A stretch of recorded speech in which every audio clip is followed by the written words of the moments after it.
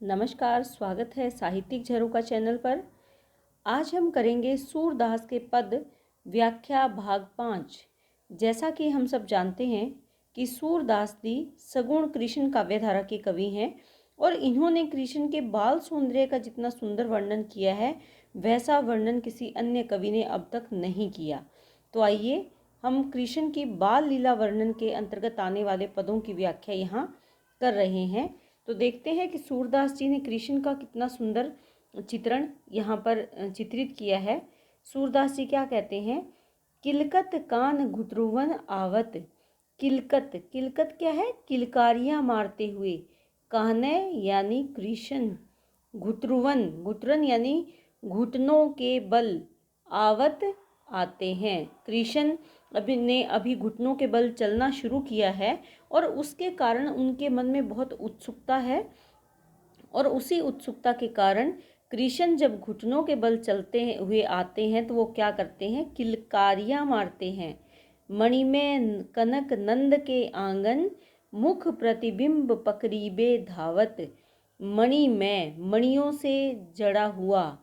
कनक, कनक यानी स्वर्ण का बना हुआ और मणियों से सुशोभित नंद का आंगन। नंद कौन है? कृष्ण के बाबा हैं नंद और माता कौन है? यशोदा। तो मणियों से जड़ित सुंदर स्वर्णिम आंगन में जो उनका मुख का प्रतिबिंब दिखाई देता है, क्योंकि मणियों में और सोने से बने हुए उस आंगन में जब उनकी परछाई या उनका प्रतिबिंब उन्हें दिखाई देता है तो वो क्या करते हैं? पकरीबे, पकड़ने को, धावत भागते हैं, कि बार बार आगे बढ़ते हैं। किस लिए? जब उन्हें अपनी परछाई उस सुनहरे आंगन में दिखाई देती है तो उसको पकड़ने का प्रयास करते हैं।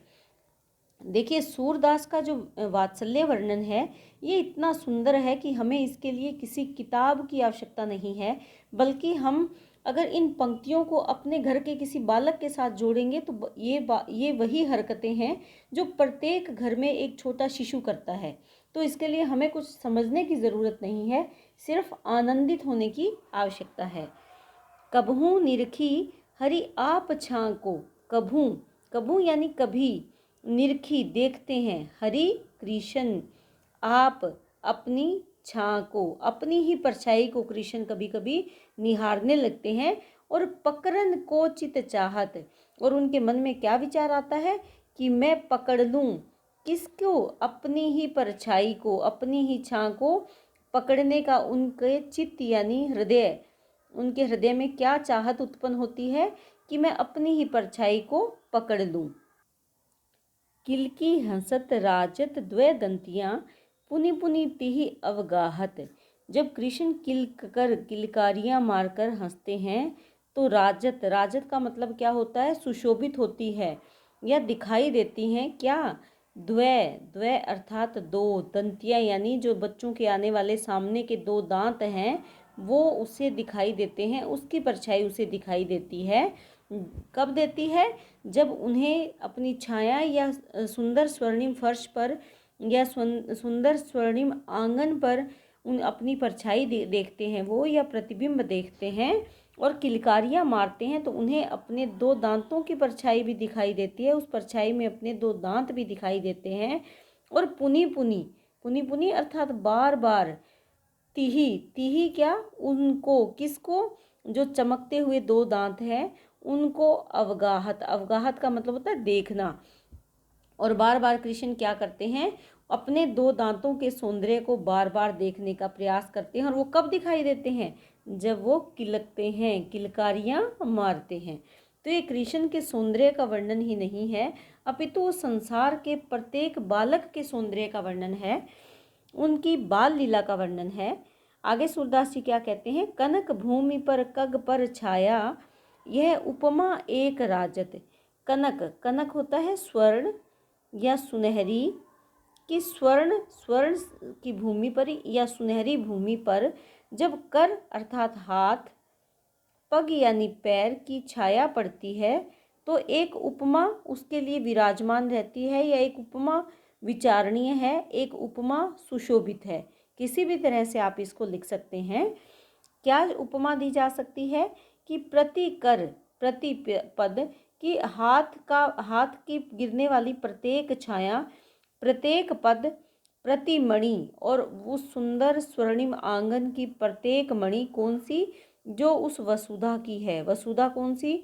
वसुधा यानी धरा या धरती। जो कृष्ण के आंगन की धरती है या वसुधा है, उस पर गिरने वाली हाथ की छाया, पैरों की छाया या प्रतिछाया और प्रत्येक मणि का सौंदर्य ऐसे लगता है जैसे कि कमल बैठ की साजत, कि स्वयं कमल की जो बैठकी का मतलब होता है आसन, कि ऐसे लगता है कि कमल का आसन जैसे सज गया है। कृष्ण के हाथों और पैरों की जो छाया पड़ती है तो कैसे दिखाई देती हैं, जैसे कि कमल के फूलों की पंखुड़ियों की परछाई होती है, वैसे वो दिखाई देती है।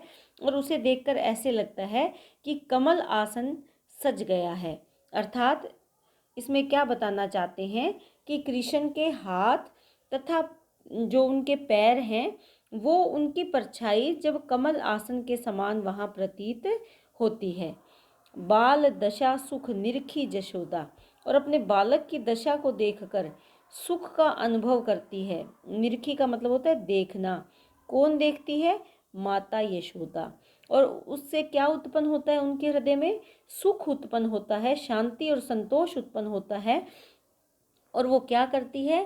पुनि पुनि, बार बार बाबा नंद को बुलाती है। क्यों बुलाती है? क्योंकि जब एक माता अपने बच्चे की किलकारियाँ मारते हुए उसको खेलते हुए देखती है तो उसके मन में एक विचार आता है कि मैं इसकी ये किरणें दूसरों को भी दिखाऊं, औरों को भी मैं अपने पास बुलाऊं ताकि वो इससे आनंद प्राप्त कर सकें। इसी विचार से यशोदा भी किसको बुलाती है? बाबा नंद को बुलाती है।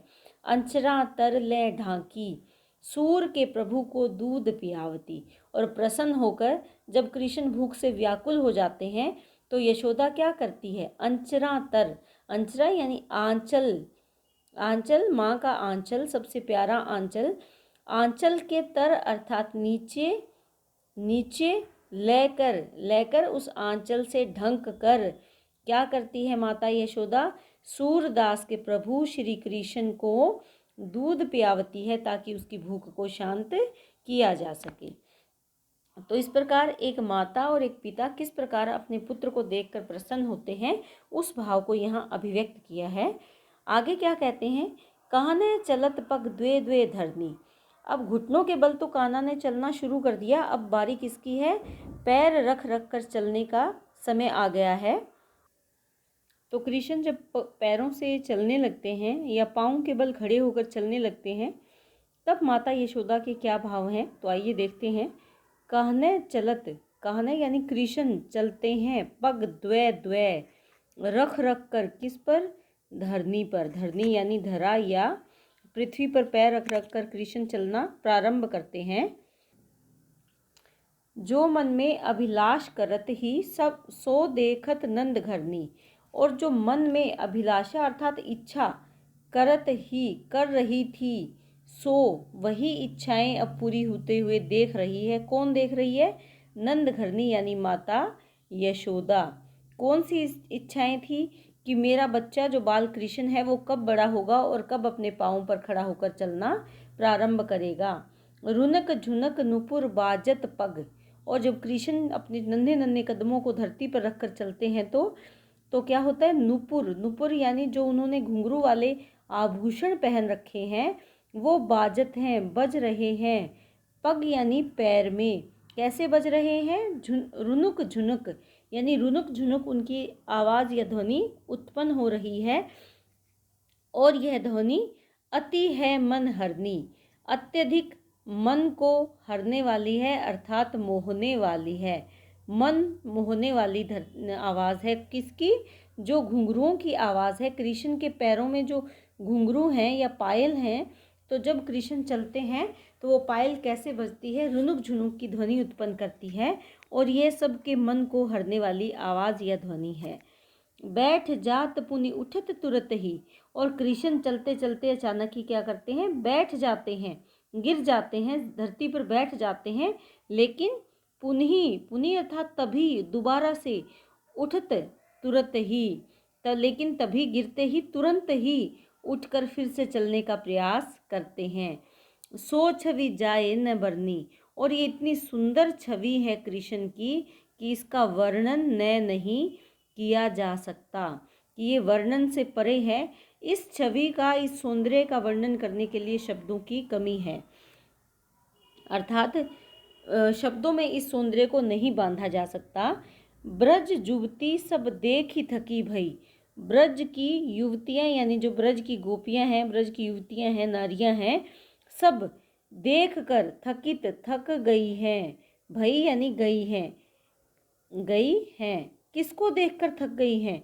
कृष्ण को देखकर थक गई हैं। उसके चलने की जो क्रिया है उसको देखकर थक गई हैं।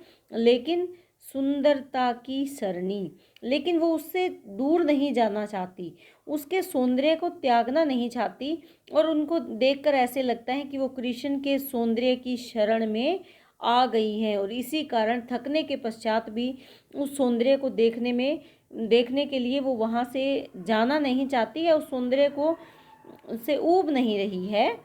चिरजीवो जसुदा को नंदन सूरदास की तरनी।